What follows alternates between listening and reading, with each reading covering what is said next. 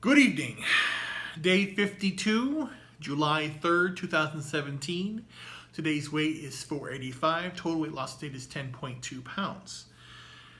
I got up this morning and had a big headache, a really big headache.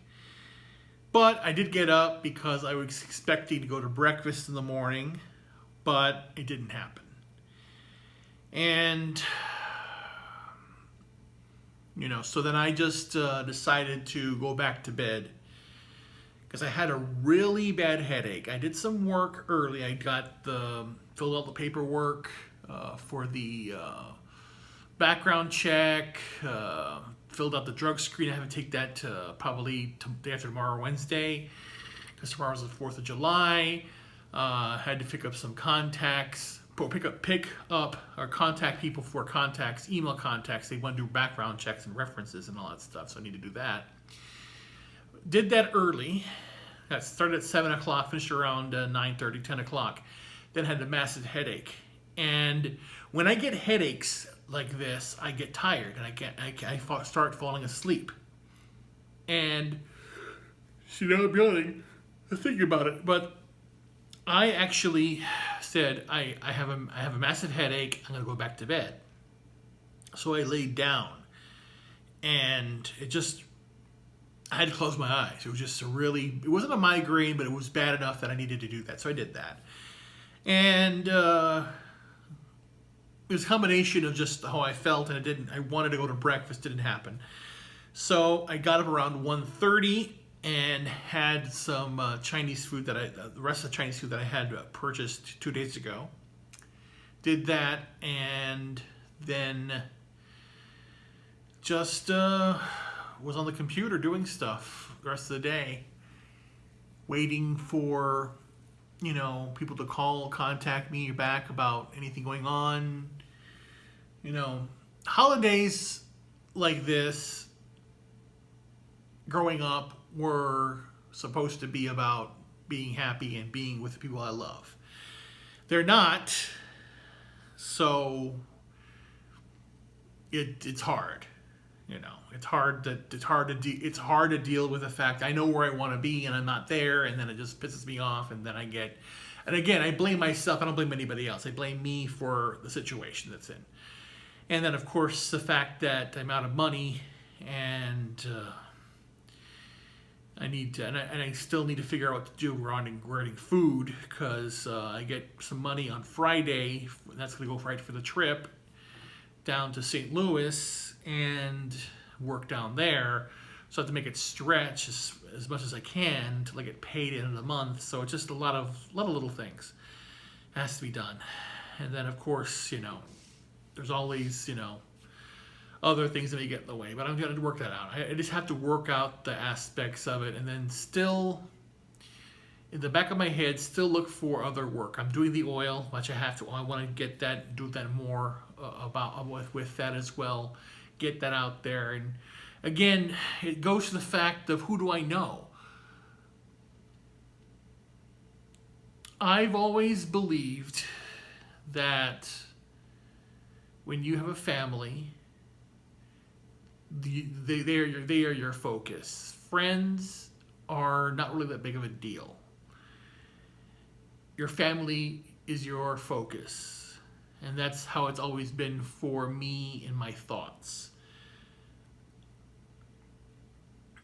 And the people that you care about are the ones you should be with and focus on. Nothing else should matter. I do play with, and the perfect example is I play with these bands, I play these orchestras, I meet people, I'm friendly enough. I'm not gonna, if they want advice or talk, so be it. But they are just people that It's not like, oh my God, let's go out later and do something else besides this. It's not that way. I feel that's kind of weird. I don't know why, but it's never been let's go to a friend's house and for a cookout and all. I've never done that, and I don't know why. I just think that's strange. I rather be with family, but I don't have a family, so that's kind of weird. But that's the thing. That's me. It's what I do.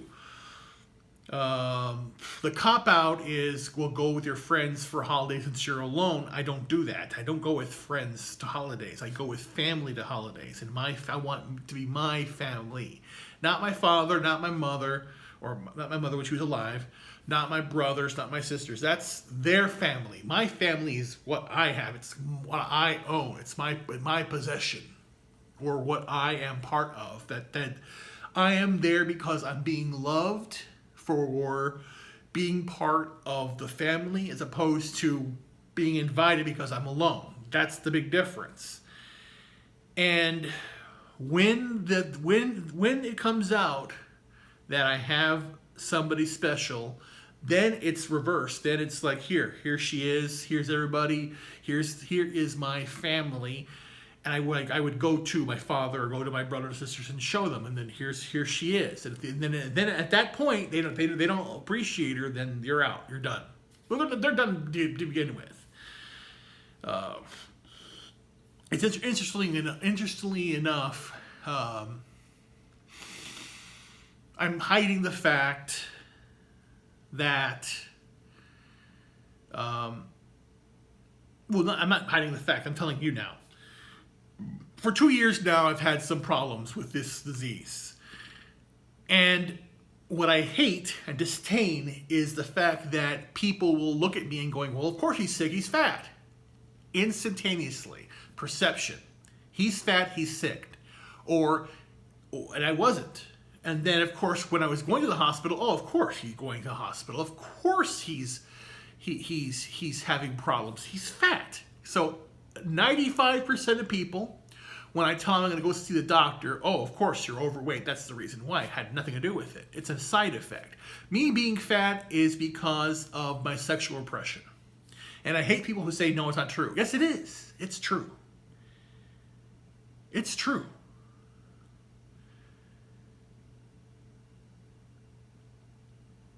Anyway, so, yeah. It's like, basically, I haven't had a meal since 1998. If you get my drift. Basically it. That's the truth. I haven't had a meal since 1998. Around there. 97, 98. Yeah, around there. Yeah. Yeah. So that's been 20 years. 20 years? Yeah, 20 years. 20 years of not eating. That's why I'm fat. That's why I'm depressed. No, I'm not depressed. That's why I'm sexually repressed, I should say. That's what I'm like, 20 years. That's kind of fucked up. It is fucked up. Why can't it happen? Anyway, so that's why everything went to hell. But leave it as that. 20 years. Jesus. That's crazy. No wonder I'm nuts. Anyway. So, for me, being sick since 2005 and not knowing what was wrong until 2016, 2016, 1 year, it all cropped up. And I am fighting it. Every day I'm fighting it. I'm doing my best. And this past 4 months has been the worst of all in the sense of what's going on. Because before I was working, but I would be sitting in this office here or in the other places and just like not be able to move or just be on the phone and do something is crazy. And here, it's a struggle. And to have a conversation with your family, who I don't really talk to that much, there's no need to, but I tell them, and a typical conversation goes as follows, which is kind of screwed up. And this is word for word how it is. And this was back in like around 2016 or 15. Hi, I'm in the hospital right now. Something's wrong and they don't know what's going on. The reply that I would get was, well, we're fine, talk to you later. And that is the weirdest reply I've ever seen. Not how you feeling, not what's going on, what do you have, just telling people that you're sick in the hospital and you can't talk, can't speak, can't do anything.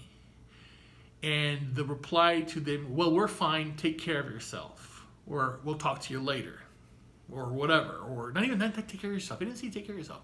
We're fine, talk to you later. It was weird. And with everything going on, as bleak as it is now, to break down and say, I need some help. And then to finally say, to finally hear, well, yes, we'll help, but you have to prove you're sick. We need you to send us all the doctor's diagnosis that you have this disease that you have. Like, they didn't believe I was sick. So I spent the entire week getting documentation regarding that I had my medical records. I already had them, and I couldn't print them out. I couldn't email them because they wanted hard copies. So I did that. I took the time to print them out. I took the time to go to the post office and mail them. I took the time to pay for the postage or for overnight them. I took the time for it to get there and for them to digest it and to read. And then I called. Do you have everything? Yes. Great. We will send you what you need. Thank you. Then to hear back, we can't. And good luck. Or not even that. We can't do it, so sorry. We can't do it, sorry.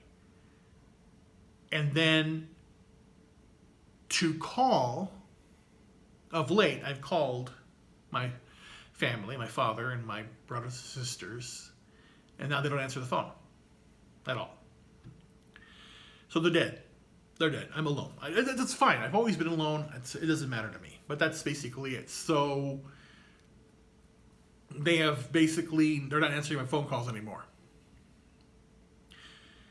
And this all happened on the 28th. And I told myself, well, I don't have a family then. I'm by myself. It doesn't matter anymore. They didn't believe I was, they never believed I was sick. And they didn't want to raise a finger to help. And now they don't answer my phone calls. So I basically am an orphan. I don't have any family. And it was a relief in a sense that we'll not have to worry about it anymore. I never did before, but now it's like a confirmation that I am alone. And days like this, 4th of July, I reflect on the fact that I want that normal life. Like I told you, I want to go to a picnic, and I want to go to get the lawn chairs out, get the hot dogs on the burgers, have kids running around playing, the pool, people laughing. I want someone to come up and give me a hug and say hi, how you been, and how you doing, and throw me a beer, and all that good jazz. I want that. I want to go on hikes. I want to go to a lake house and enjoy the day. I want to sit by the river and have somebody put their head right here on my shoulder. Those things. Just normal stuff. Instead of just sitting here all day long and just waiting for someone to call or someone to do something. Or I went out myself. I went to go get something to eat and brought it back home. But I've learned this, so I don't have a family anymore. From that regard, which is just fine. Now that I have the job, I'm going to do everything I can to keep it, and to, like I said before, I'm going to get my house in Arizona. Started looking yesterday and start planning for the future. And I want to talk. I don't know why the financial guy didn't call me back. I emailed him, and I didn't bother him today, but I want to call him. No, well, tomorrow's 4th of July, but I can text him Happy 4th of July. I need to get signed up. With you and get everything going, because I need to get this thing going. But anyway, I ramble on. And I didn't want to ramble on because the other thing I'm having problems with is the computer, being the fact that I have backlog of videos. I'm uploading them right now, and there are a lot of issues there. So I'm going to get that taken care of. But tomorrow's 4th of July officially. I think no one's working tomorrow. I hope no one's working tomorrow, because I just want to hopefully I get to go to breakfast tomorrow. I'm praying that I get that invited to go to breakfast. Anyway, and at least have a day where I can have some fun. Why can't I have someone, whatever. But a lot of things are going to change, and I just got to get the work going and get everything going and get the oil business moving along and get back my life. Get back my life. It's it's now task for me. I need to get my life back, and I'm going to take it. And I'm going to do this on my own probably. Well, I'm going to do it. I'll do it on my own. No one's going to be there for me, so I'm going to do it anyway. So, have a wonderful evening. I'll love you. I still love you. Always love you.